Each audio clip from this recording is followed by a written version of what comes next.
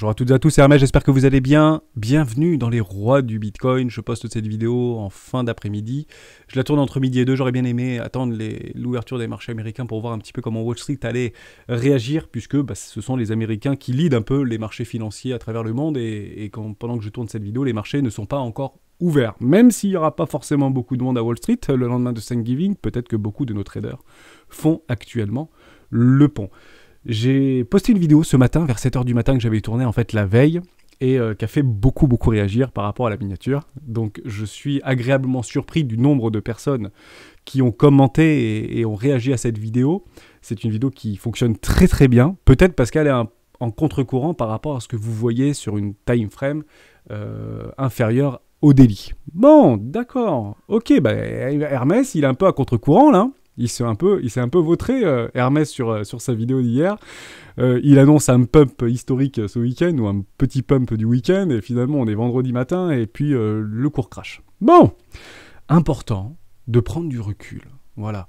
Je suis pas du tout offensé par rapport à vos commentaires, même s'ils sont un peu plus virulents que d'habitude. On n'est que au début de la création de la chaîne des rois du Bitcoin et du Discord des rois du marché, que je vous invite bien évidemment à rejoindre. Vous y retrouverez à l'intérieur une petite documentation sur une stratégie des 4 rois, qui est une stratégie sur le moyen long terme. C'est une stratégie de risk management qui ne s'occupe malheureusement pas, peut-être à votre déconvenu, du trading court terme, du scalping ou du day trading, mais plutôt sur de l'investissement moyen long terme. Je le réexplique et je l'explique souvent dans les vidéos. Je suis plus un trader moyen long terme. Je suis plus un trader court terme. Je suis plus maintenant un investisseur moyen long terme. Pourquoi ? Parce qu'en fait, j'ai passé des milliers d'heures derrière les écrans il y a plusieurs années de ça, et je me suis vite rendu compte que malheureusement le trading et le trading court terme n'étaient pas en corrélation et adaptés à mon style de vie. Peut-être comme vous, j'ai un travail, j'ai une famille, j'ai des amis, j'ai des loisirs, et puis j'ai envie encore d'en profiter. Et malheureusement, plus vous restez derrière les écrans à regarder des toutes petites time frames, plus en fait vous perturbez votre jugement et votre rationalité. Et malheureusement, mais c'est totalement humain, en fait, moins on prend du recul sur les marchés et plus on se laisse guider par nos émotions. Donc je le répète, et je le rappelle depuis plusieurs vidéos maintenant, nous sommes dans une dynamique totalement haussière, à moyen long terme, d'accord ? Les structures ont été confirmées, ça, il n'y a aucun souci là-dessus, notre MACD est largement positif, c'est largement dynamique. Qu'est-ce qu'on est en train de faire actuellement ? On est en train de faire de la chasse à la liquidité acheteuse. Bon, Hermès, il est peut-être un peu comme vous, parce qu'il a perdu de l'argent. D'accord ? Moi, j'attendais en fait une zone de rechargement de vente court terme pour pouvoir protéger mon capital, et il se rend compte aujourd'hui que malheureusement son capital n'est que très peu protégé. Est-ce que c'est grave ? Non, c'est pas grave. Pourquoi ? Parce que je ne suis pas surinvesti sur les marchés. Aujourd'hui, j'ai énormément de cash. Plus de 60% de mon capital est en fiat, est en dollars ou en euros actuellement. D'accord ? Donc, sur ces retracements de plusieurs pourcents, parfois dizaines de pourcents, et notamment sur les altcoins, parce que ça retrace un peu sévèrement, un peu en profondeur, pour aller faire ça sur la liquidité, eh bien oui, moi aussi je perds, mais peut-être beaucoup moins que vous. Pourquoi ? Parce que je ne suis pas massivement investi actuellement sur les marchés financiers. On a plein de choses à se dire avant de vous laisser partir en week-end. J'aimerais qu'on parle d'Ethereum, on m'a demandé plein de choses. On va parler OMI, de AMB, de FSN, on va parler un peu de SNT, je voulais vous parler de BAT, plein de choses. J'ai plein de commentaires dans le bon sens et je suis très heureux en fait de partager mon expérience et ma psychologie sur les marchés financiers. Alors, je vais essayer d'être court, concis et précis, mais c'est très difficile parce que j'imagine, et je me mets à votre place, que les émotions prennent le pas actuellement pendant que vous êtes en train de regarder cette vidéo. On est venu chercher ma petite target que je vous avais dit depuis de très nombreuses vidéos et quotidiennement, et qu'on commençait de moins en moins à croire, cette fameuse target des 53 000 $. Aïe, aïe, aïe, Hermès, 53 000 $. Bon, on y arrive à cette target des 53 000 $. Malheureusement, j'ai pas eu ce rebond espéré à très court terme. Ceci étant dit, on n'a pas encore clôturé la bougie d'aujourd'hui, d'accord ? Le marché peut se reverse, en fait, en l'espace de 2 heures, ok ? Peut-être qu'une chasse à la liquidité, c'est déjà arrivé, et arrivé de nombreuses fois. On prend des espèces de bougies un petit peu méchantes, comme ici, par exemple, d'accord ? Juste là, donc ça, c'était un panic sell. On a vu que la bougie allait remonter très très fort, d'accord ? Donc on est même venu clôturer à plus 35%. Ok, donc oui, la journée était négative, mais la journée n'était pas finie. Ok, et on a créé en fait notre range sur ce dernier panier de sel. Bon, qu'est-ce qu'on voit? Je vous avais présenté une petite fractale il y a quelques semaines de ça, que je ne vous avais pas remontré depuis quelques jours, mais que je vais vous remontrer. Je vous avais dit, voilà, on est en train de corriger, on a fait une première correction tout à fait normale, on est venu chercher une zone de vente logique, donc la dynamique en daily est redevenue baissière, d'accord? À quel moment cette structure a été invalidée? Lorsqu'on a eu un double bottom en daily. D'accord? Et j'ai pensé, et j'ai trouvé bon de vous partager, que cette petite fractale était probablement en train de se reproduire. Bon, bah, elle se reproduit, oui, mais malheureusement, le marché ne fait jamais ce qu'on espère qu'il va le faire. D'accord? Donc, il est plus profond, il a moins rebondi. D'accord? Il n'est pas allé chercher ma petite zone ici de rechargement de vente. Je le dis et je le répète, si jamais il vient dans cette zone des 65 000, je pense qu'à court terme, il devrait revenir sur cette zone des 65 000, bien évidemment que j'irai protéger mon capital à ce moment-là en prenant une petite position de short. Bon, par contre, une fractale logique. On est dans une dynamique baissière court terme, en daily, je le répéterai jamais assez, d'accord? Et derrière, on va faire toujours de nouveau plus bas. Jusqu'à temps qu'on a suffisamment sorti de futurs millionnaires. Je le dis souvent, dernière entrée, premier sorti. Ok? On attendra éventuellement une structure pour laisser rentrer dans la danse, même si on a déjà, je pense, beaucoup qui sont rentrés et qui sont en train de rentrer, on le verra juste après, sur Coinalyse, actuellement sur ce dip. Il y a beaucoup d'achats de dip ici. Les traders de tendance, en toute logique, achètent des retracements au 3, 8, 2 pour essayer de repousser le prix pour aller faire de nouveaux sommets. Est-ce que ça va fonctionner? On ne sait pas. Malheureusement, on ne sait pas ce que va faire le cours. Et pour être tout à fait avec vous, aussi bien dimanche à 13 h, la vidéo d'aujourd'hui, enfin de ce matin, prendra tout son sens. Et à ce moment-là, on dira, mais Hermès, c'est incroyable, comment tu sais fait ça? Mais j'en sais rien. Hermès, il sait pas. Il sait pas ce que va faire le cours dans 3 minutes. Je vous assure, je ne le sais pas. Et je me gourre souvent. D'accord? Et j'ai aucun souci pour le dire. Ok?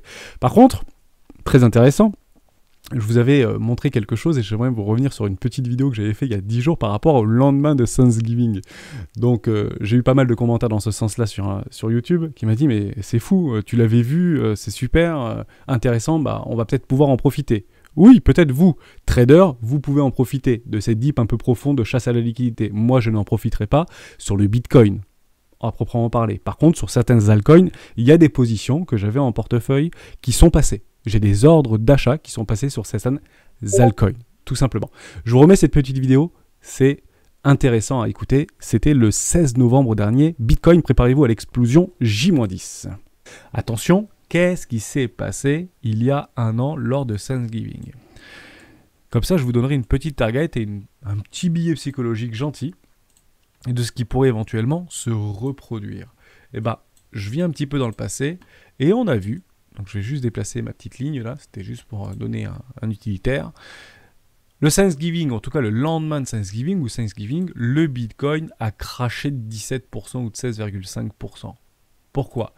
Parce qu'en fait, les baleines vont se servir de la liquidité des nouveaux entrants de dernière minute qui viennent sur le tard, et notamment le jour de Thanksgiving ou le lendemain de Thanksgiving, où les cartes bleues commencent à partir sur des échangeurs pour pouvoir acheter massivement du Bitcoin, et ben les baleines se servent de ce type d'événement pour pouvoir vendre, elles, leur Bitcoin et se servir de la liquidité de la population pour pouvoir décharger leur bague. Tout ça. Voilà la petite vidéo que j'avais fait le 16 novembre dernier. Et bah, c'est quand même assez incroyable cette fractale qui se reproduit le lendemain de Thanksgiving. D'accord?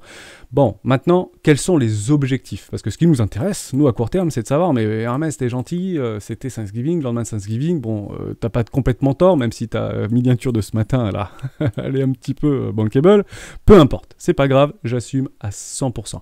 On avait ce premier objectif, et je vous l'avais dit depuis plusieurs vidéos sur les 53 000 $. Pourquoi les 53 000 $? Puisqu'on était arrivé sur des clusters de liquidation d'achat que j'avais déjà présenté dans le Discord, mais également des amas d'ordre en limite, notamment sur notre order book. D'accord? Et d'ailleurs, la petite vidéo que j'ai faite ce matin, enfin que j'avais fait hier soir, c'est parce que j'avais vu des trous en fait dans l'order book limite. Ok? Donc finalement, à contresens, et c'est ça en fait l'idée de la psychologie inversée, et pourquoi nombreux en fait sont ceux qui se trompent dans le court terme, mais peut-être moins sur des dynamiques long terme, parce que la tendance est quoi qu'il arrive notre ami. Et des retournements de tendance long terme, généralement, on les voit arriver. Ok? Généralement, on les voit arriver. Des doubles tops en weekly, avec des gros M-top en weekly, on les voit généralement arriver. Bon, qu'est-ce qui s'est passé? Eh bien, aussi bien, sans pour autant retourner ma veste de façon radicale, peut-être que les gens ont sorti leurs ordres de vente ici pour appuyer très fort ici, parce qu'ils se sont entendus, pourquoi pas quelques whales ou un groupe d'individus, de gros portefeuilles de smart money se sont entendus pour décharger maintenant.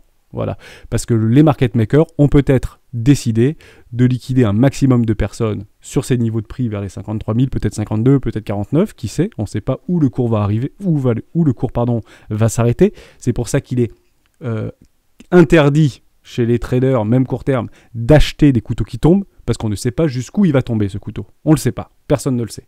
D'accord? Par contre, on avait compris qu'il y avait des poches ici d'achat assez massifs aux alentours des 53 000 $.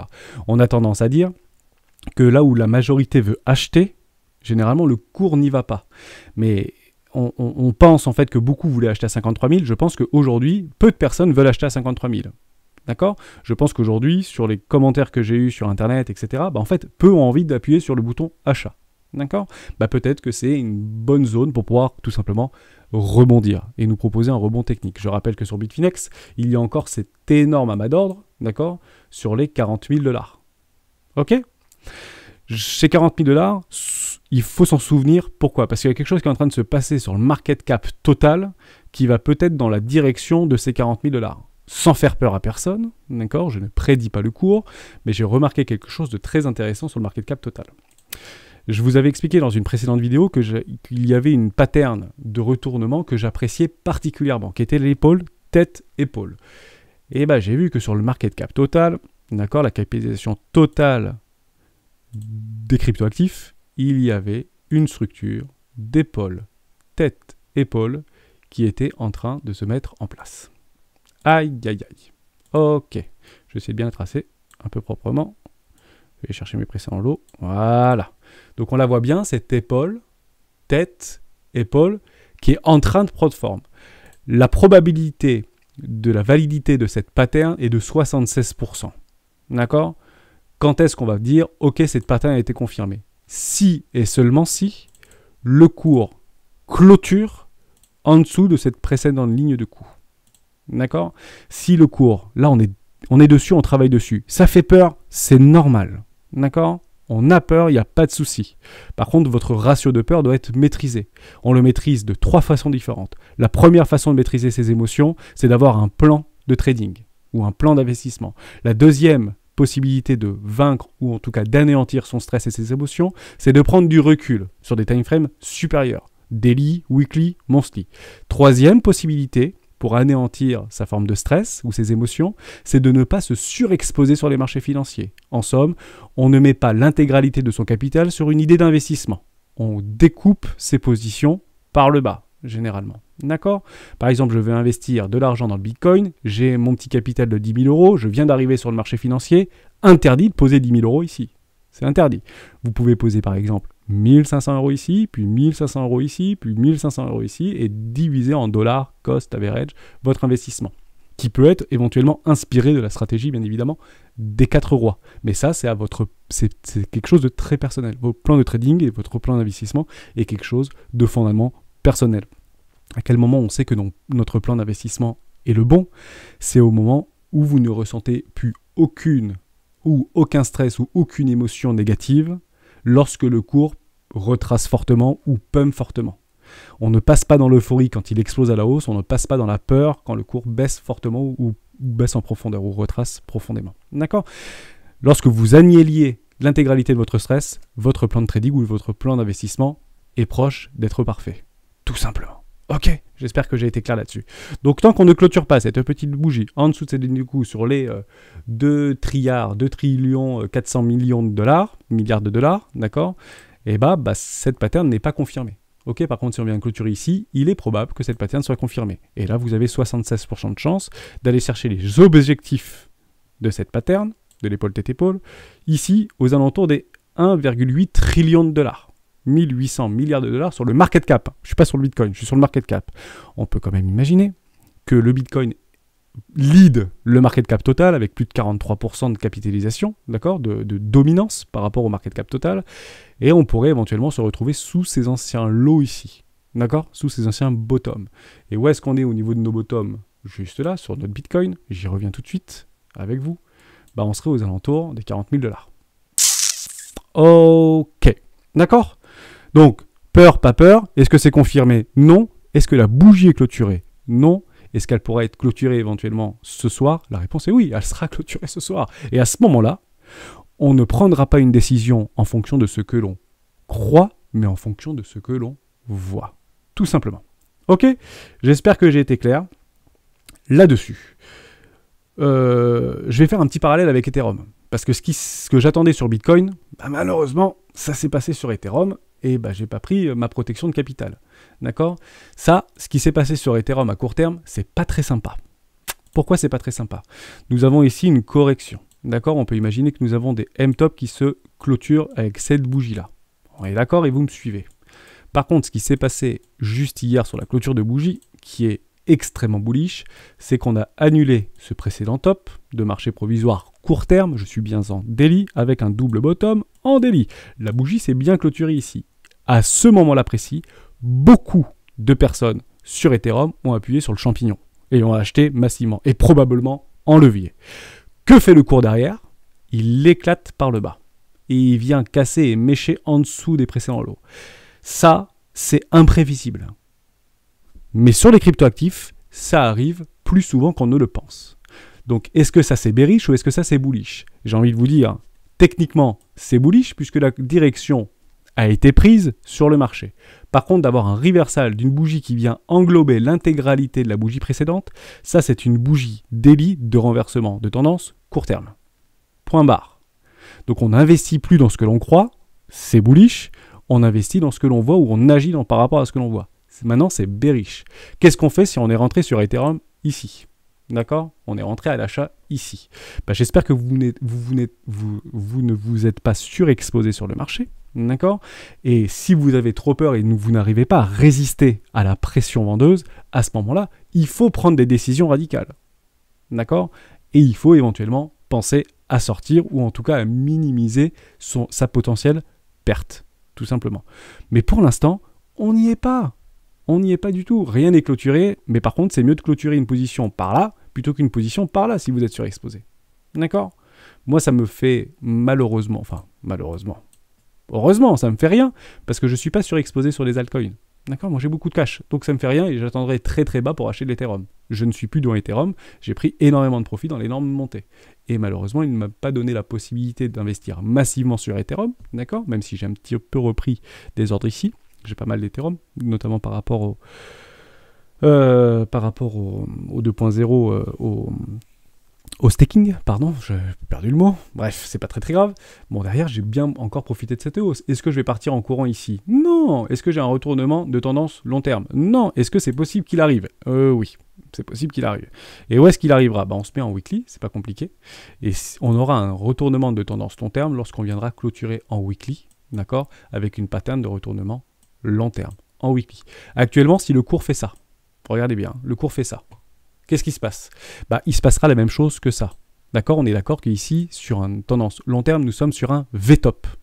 Les V-top sont amenés très généralement à être retestés. C'est exactement ce que nous a proposé ici. Retournement de tendance long terme, la dynamique est haussière, on vient faire un pullback, les traders de tendance se régalent, et derrière on continue en fait dans une tendance haussière. Si jamais on vient casser très fort en bas, chasse à la liquidité et on sort énormément d'acheteurs agressifs, à ce moment-là il sera probable de revoir Ethereum tout ou tard, revenir tester les précédents le top de marché ici, pour à ce moment-là structurer une vraie retournement de tendance comme ce qui s'était passé en 2017. Pour l'instant, il n'y a rien. D'accord? On est dans une tendance haussière sur du weekly. Court terme, c'est moins joli. Et puis, si je rentre dans les 4 heures, etc., bah, c'est encore moins joli, malheureusement. On est d'accord, puisqu'on vient de sortir... Ah non, pardon. Ah, intéressant. Et j'allais fourcher, et j'allais dire une petite bêtise. Sur Ethereum, c'est intéressant, parce qu'on est toujours dans ce range, là, d'accord? Ok, on vient juste chercher le bas du range. Et on voit que cette petite bougie, là, il est 13h30 pendant que je tourne la petite vidéo, D'accord, on vient qu'on rebondit juste en bas de notre range. Bon, bah tout à fait normal. On vend les hauts du range et on achète les bas de range. Il n'y a pas de problème, on est bien dans un range. On vend les hauts de range, on achète les bas de range, on vend les hauts de range. Bitcoin, un peu moins sympa. Je répondais à, d'ailleurs, en fonction de ça, pourquoi ici Bitcoin il casse son range par le bas et pourquoi Ethereum ne suit pas, alors que c'est très corrélé. C'est qu'en fait, on avait vu dans une précédente vidéo que les dérivés sur les marchés des altcoins étaient moins élevés que sur le Bitcoin en lui-même. Pourquoi les dérivés psychologiquement sont moins élevés sur les altcoins que sur le Bitcoin? La crypto-monnaie phare aujourd'hui sur les marchés du crypto-actif pour les nouveaux venus, c'est le Bitcoin. D'accord? Quand vous arrivez sur une plateforme d'exchange, les premiers trucs que vous voyez, c'est levier x100, levier x20, levier x10 sur les futurs. Bon, vous comprenez un peu le délire. Donc on a tendance, dans le terme du marketing, d'accord, d'appuyer peut-être un petit peu trop fortement sur les nouveaux entrées, d'accord, sur les leviers. Et comme vous ne connaissez pas, ou malheureusement peu de personnes connaissent les crypto-actifs, bah, pour être un peu pré-sécure, un peu safe, bah, vous allez chercher d'abord à investir un tout petit peu sur le Bitcoin, et puis si vous voyez que ça marche, bah, vous irez éventuellement chercher sur les altcoins, d'accord? Et peut-être un peu plus approfondir différents fondamentaux, ce qu'on fait quotidiennement sur le Discord des rois du marché, évidemment. Bon, bah voilà, les dérivés sont plus importants sur Bitcoin, et ben on retrace plus profondément.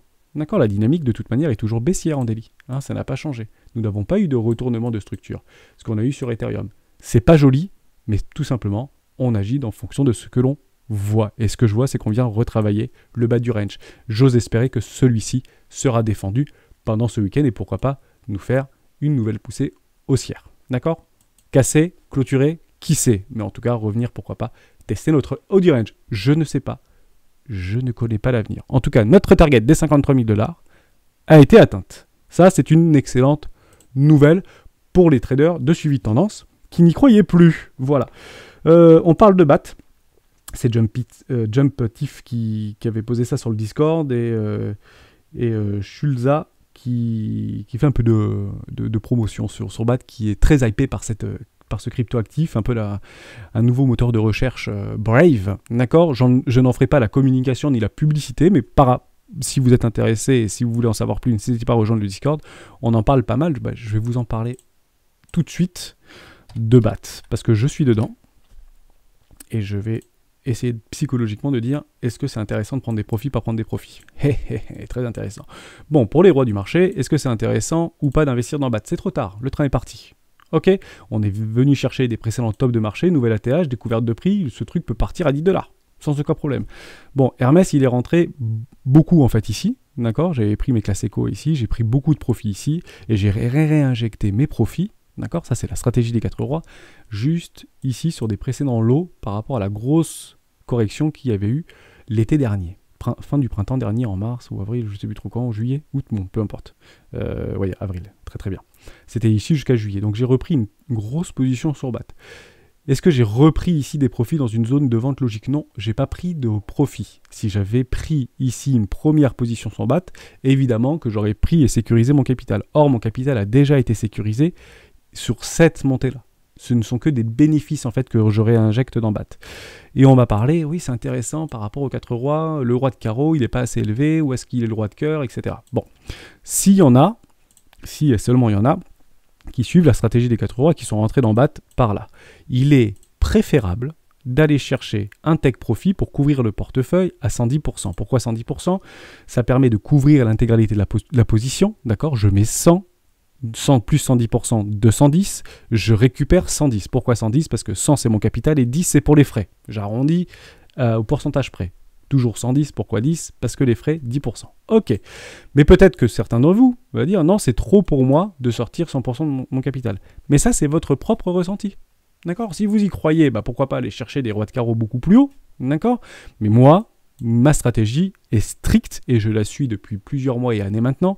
Je prendrai le plus rapidement possible, quel que soit le fondamental de l'asset, même si basique attention avec quelque chose que je crois, et j'imagine d'ici 10 ans que ce truc pourra valoir 100 $, 1000 milliards de capitalisation, pas de problème, j'en sais rien, ou zéro, pardon, mais techniquement, est-ce que ce truc peut rester comme ça? Eh bien, la réponse est oui. Donc l'objectif pour Hermès, c'est de sécuriser le plus rapidement possible son capital. Point barre. Après ce que le cours fait, en fait, je m'en fiche un peu. Plus il ira haut, plus je serai bénéfique, mais la priorité absolue pour tout investisseur rationnel, c'est de protéger son capital coûte que coûte. Ok? Donc, il a pris des profits ici, donc je ne sais pas où est-ce qu'il était rentré. Il m'a dit oui, pas de problème, j'ai récupéré mon capital. Ok, tu as récupéré ton capital, maintenant libre à toi. Ton roi de cœur, tu peux le mettre à 50 $, il n'y a pas de souci. Moi, le mien, je prendrai massivement des profits sur ce retracement Fibonacci des 1,618 vers les 3 $, juste en dessous des 3 $. Alors pourquoi pas exactement là, parce que c'est au-dessus des 3 $, 3 $ prix psychologique. Bon, s'il dépasse les 3 $, il pourra aller à 10, il n'y a pas de problème, mais techniquement, j'aime bien être juste en dessous des chiffres magiques ou des prix magiques psychologiques. 2,95, massive profit pour Hermès. BAT, très intéressant, ok, mais un peu tard, parce qu'on vous a donné l'occasion d'y rentrer juste là. Ok, voilà pour BAT, mais super intéressant ce truc. Je suis sur BAT, et d'ailleurs là, actuellement, on travaille sur BAT, sur les rois du Bitcoin. Je suis sur Brave, il n'y a pas de problème. On parle de... Je voulais vous parler de quoi? SNT, BTC, non? Alors oui, c'est intéressant. Un membre du Discord, c'est sûr, mais ok, il avait parlé ça. Parfois sur vos exchanges, vous avez en fait des crypto-actifs qui ne sont pas corrélés en USDT, en BUSD, en TUST ou USDC, pardon. Donc il y a plein de stablecoins et parfois vos petites crypto-monnaies en fait ne sont pas corrélées en stablecoin, mais plutôt en BTC, en ETH, en BNB, etc. Bon, vous avez tout à fait la possibilité, d'accord, d'aller récupérer en fait les valorisations sur votre exchange en BTC, mais vous pouvez aussi les transformer en USD je m'exprime très mal. Vous pouvez aller chercher en fait dans vos exchanges et acheter une position en BTC, même si dans votre tête, ce que vous cherchez, c'est pas d'avoir plus de BTC, c'est d'avoir plus de USD ou USDT, par exemple. Et ben, c'est très simple, je vais prendre l'exemple de SNT, parce qu'apparemment sur sa plateforme, elle n'y était pas, USD. Donc sur Binance, je crois qu'elle y est, mais imaginons elle n'y est pas sur Binance. Bah à ce moment-là, vous pouvez aller la chercher en fait en USD, mais juste pour aller en BTC, pardon, mais juste pour aller chercher votre position. Et vous faites la corrélation. Vous allez juste dire, bah voilà, combien ça fait 10 centimes de dollars. Moi, voilà, j'ai investi à 10 centimes. Qu'est-ce que ça fait 10 centimes de dollars en BTC, d'accord? Et quand vous allez chercher votre progression, que ce soit une progression en BTC ou en USD, vous dites, bah qu'est-ce que ça fait ma position de 22 ou 23 centimes de dollars par rapport au BTC? D'accord? Vous faites en fait votre combinaison BTC-USD et vous allez le mettre directement sur votre exchange. Mais c'est pas parce qu'il n'y est pas, si vous voulez, en USD sur votre plateforme que vous êtes obligé de le trader en BTC. Pas du tout. SNT BTC. Je les vois là. Parce que la charte n'a rien à voir. D'accord? C'est normal. Le BTC, c'est pas le dollar. Mais vous pouvez très bien aller chercher des structures, le transformer en BTC, prendre la position en BTC, mais vous, dans votre calcul, c'est d'aller le retranscrire après, derrière, en USD. Ok? Bon, très simple de faire ça, il n'y a pas de souci. Ok? Voilà pour ça. Donc, dans l'idée, je ne l'avais jamais abordé, c'est peut-être intéressant de l'aborder. Si vous recherchez sur les cryptoactifs d'accumuler du BTC, c'est très intéressant d'essayer de trouver des actifs numériques qui vont superformer à terme le BTC. On voit que SNT par rapport à BTC peut être très intéressant. On voit qu'on est en train de latéraliser, on ne vient pas casser ses précédents lots, la dynamique se déplace. C'est possible qu'on fasse de nouvelles structures très intéressantes en weekly ici. Et si on vient casser et structurer juste au-dessus de notre premier arrêt SNT-BTC, SNT a de fortes chances de surperformer à moyen long terme le BTC. Donc est-ce qu'à cet instant-là, c'est plus intéressant d'avoir du BTC par rapport à du status? La question est à vous de voir. Mais on voit qu'actuellement, le cours se latéralise par rapport à BTC. C'est peut-être intéressant, si vous cherchez à accumuler du BTC, de chercher des paires XXX crypto contre BTC. D'accord? Moi, je ne le fais pas. Moi, je cherche à accumuler du fiat, tout simplement. Voilà, mais vous pouvez très bien le corréler en faisant une division, d'aller chercher de l'USDT ou de l'USD par rapport, même si c'est votre petite crypto-monnaie, est en BTC. C'est pénible, mais c'est comme ça. Voilà. Donc ça, c'était important. AMB, pourquoi je voulais vous en parler d'AMB? On va regarder. Binance. Oui, très intéressant. Très intéressant, AMB. Or, on structure des choses. Est-ce que c'est toujours intéressant d'aller chercher ou pas du AMB dans son portefeuille? Oui, c'est intéressant. Par contre, on voit parfois des trucs partir. Je l'avais noté sur le coin de ma table, parce que des fois, on voit le truc partir comme ça, on a envie d'acheter le couteau, là, et dire « Ah, j'ai loupé le train, j'ai loupé le train, j'ai loupé le train », et le truc, il revient, en fait, à sa position le lendemain. Non, mais sans déconner, le truc est parti de là, il est revenu là. Pourquoi? Bah, c'est pas compliqué. Les marchés sont peu liquides sur les crypto-actifs. Donc, peut-être que, pendant que tout le monde est en train de fêter Thanksgiving, on va faire popper quelques alts. Hein, c'était hier, Thanksgiving, on est d'accord, on va faire popper quelques alts, on va faire vibrer les téléphones par rapport à les ordres, pour dire « Oula, on fait un peu vibrer les robots traders et les boots, et on prend massivement des profits sur les petites baleines, mais c'est juste une sèche à la liquidité. » Ni plus ni moins. On est bien d'accord qu'on est dans un range, ok? On est dans un logi range. Tant qu'on ne vient pas clôturer au-dessus de ces lignes de coût, on est toujours dans un range. Le plus probable, c'est d'aller voir le bas du range. Ok? Voilà. On arrive d'ailleurs juste à rebondir. C'est comme sur un ion. On rebondit pile sur le premier arrêt et on revient dans notre range. Tant qu'on ne casse pas le premier arrêt, le plus probable, c'est de faire des nouveaux plus bas.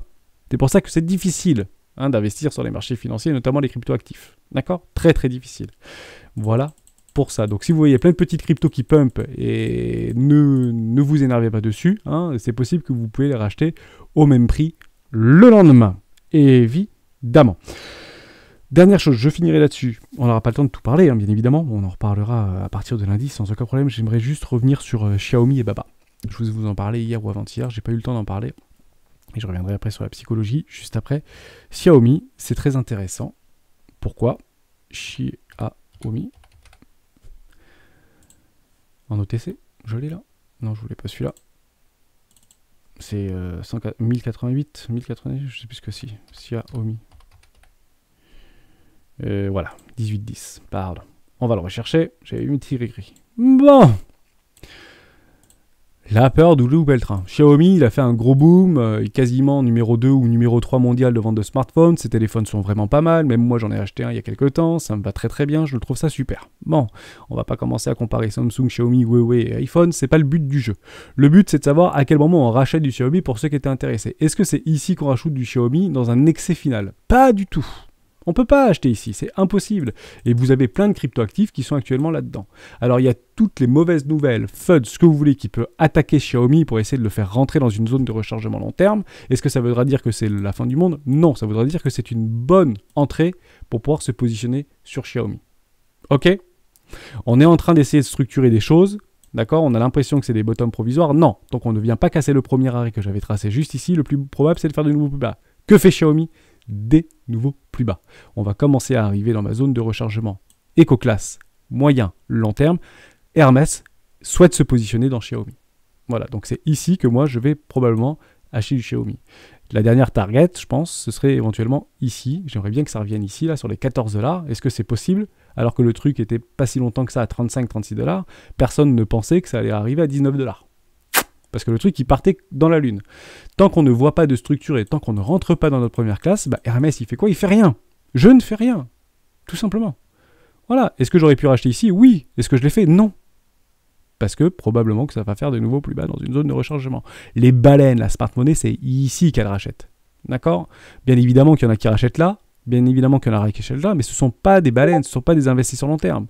Ce sont des traders de tendance. D'accord? On va chercher la tendance.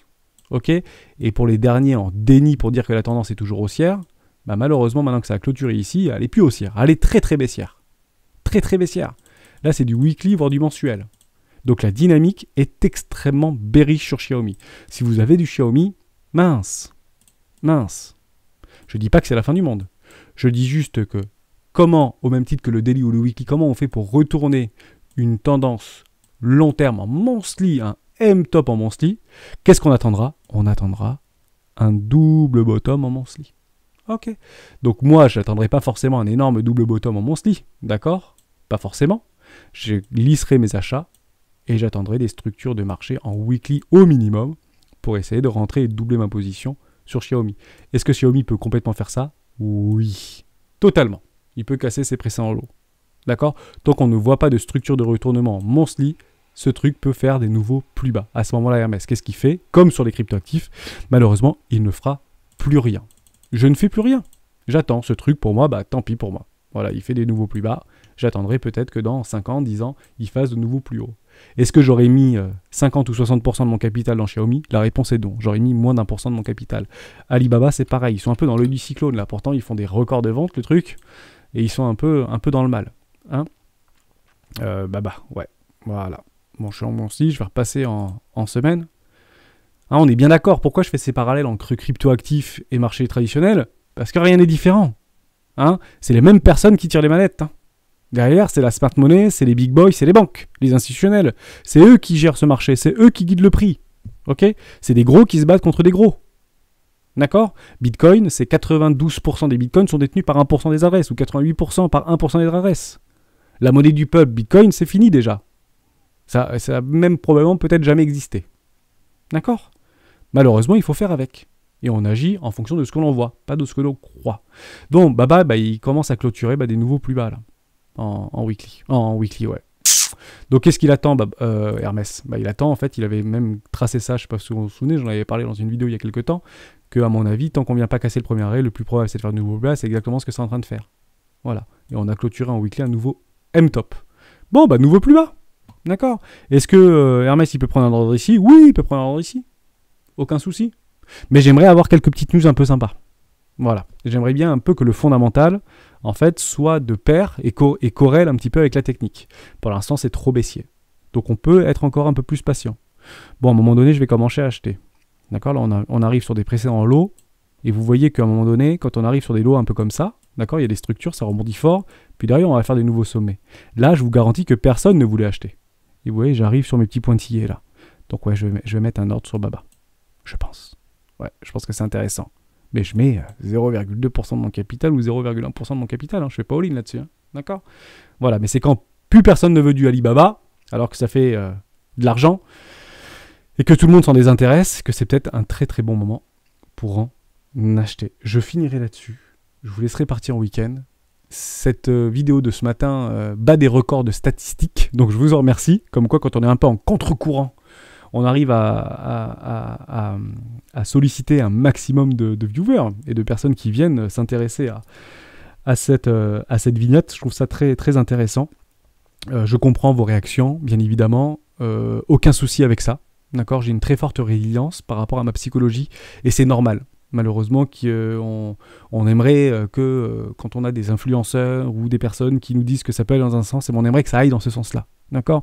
Personne ne voyait le Bitcoin partir à 53 000 $. Enfin, si, pour le coup, je l'ai dit pendant... ça fait 15 jours que je le dis jour et nuit.